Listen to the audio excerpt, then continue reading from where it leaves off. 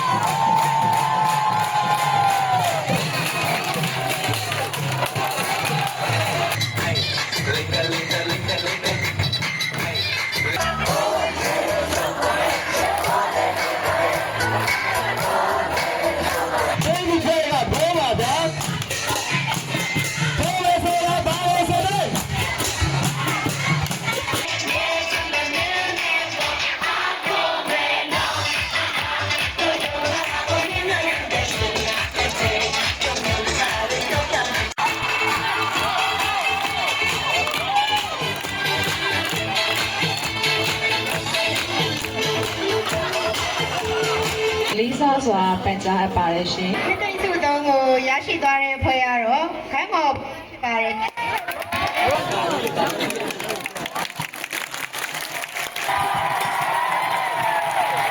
နေ့ရရှိတဲ့ရစီဖွယ်အားဆက်လက်ခံရယူပေးပါရန်ဖိတ်ခေါ်အပ်ပါတယ် စစ်တိတ်စုကိုရရှိသွားတဲ့ဖွဲ့ရတော့တပြေဖွဲ့ဖြစ်ပါတယ်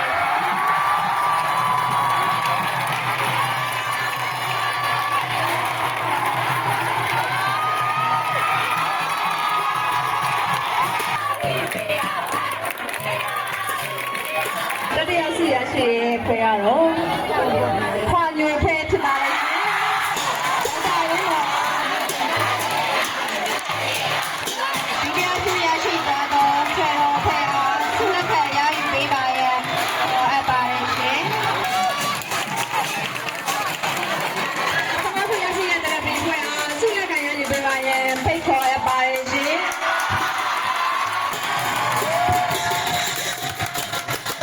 အခုဆိုရင်ကျွန်တော်တို့ယူစင်ဒီမှာကျင်းပခဲ့တဲ့မြန်မာရိုးရတင်မန်တိုဘက်ကတော့အောင်မြင်စွာဖြစ်သွားပါပြီအဲ့တော့ဒီနေ့ရဲ့မြန်မာရိုးရတင်မန်တိုဘက်မှာရှင်ပြန်ခဲ့တဲ့အသင်းအလုံးကိုကျွန်တော်တကယ်လေးစားပါတယ်အဲ့တော့အနိုင်ရခဲ့တဲ့အသင်းကိုလည်းကျွန်တော်တကယ်ဂုဏ်ယူပါတယ်အဲ့တော့ဒီနေ့ရဲ့ဗီဒီယိုလေးကတော့ဒီလောက်ပါပဲကျွန်တော်တို့အားလုံးနောက်တဲ့ USMT blog တွေနဲ့ကျွန်တော်ပြန်လည်ဆွေးနွေးကြမယ်အားလုံးဘိုင်ဘိုင်